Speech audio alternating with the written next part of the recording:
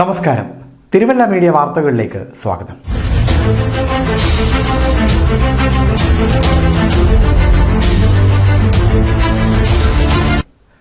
പത്തനംതിട്ട ജില്ലയിൽ ഗാർഹിക പീഡന പരാതികൾ പെരുകുന്നതായി വനിതാ കമ്മീഷൻ.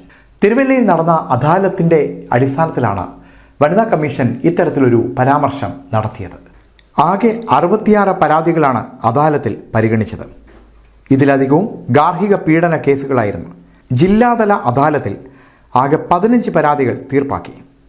5 പരാതികൾ റിപ്പോർട്ടിനായും 2 ജാഗ്രതാ സമിതിക്കും 2 CLSIക്കും അയച്ചു. 42 പരാതികൾ അടുത്ത അദാലത്തിലേക്ക് മാറ്റി. സ്വത്ത് സംബന്ധിച്ച കേസുകൾ വർദ്ധിച്ചു വരികയാണ്. ഭാര്യ ഭർത്താക്കന്മാർ തമ്മിൽ വിശ്വാസമില്ലാതാകുന്നത് മൂലമുള്ള പ്രശ്നങ്ങളും കൂടി വരികയാണ്. ഇത്തരം പ്രശ്നങ്ങൾ പരിഹരിക്കുന്നതിന് കൗൺസിലിംഗ് ഫലപ്രദമാണെന്നും വനിതാ കമ്മീഷൻ അംഗം പറഞ്ഞു.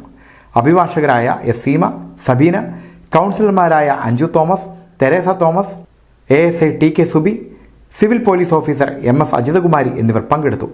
വനിതാ കമ്മീഷനും പോലീസും കൗൺസിലേഴ്സും ഇതിനായി യോജിച്ച് പ്രവർത്തിക്കുമെന്നും അധികൃതർ വ്യക്തമാക്കി. ലഹരി വസ്തുക്കളുടെ ഉപയോഗം മൂലം കുടുംബ ബന്ധങ്ങൾ തകരുന്ന സ്ഥിതിയാണ് ഉള്ളതെന്ന് വനിതാ കമ്മീഷൻ അംഗം അഡ്വക്കേറ്റ് എലിസബത്ത് മാമൻ മത്തായി പറഞ്ഞു. തിരുവല്ല YMCA ഹാളിൽ നടത്തിയ പത്തനംതിട്ട ജില്ലാതല അദാലത്തിന് ശേഷം സംസാരിക്കുകയായിരുന്നു വനിതാ കമ്മീഷൻ അംഗം.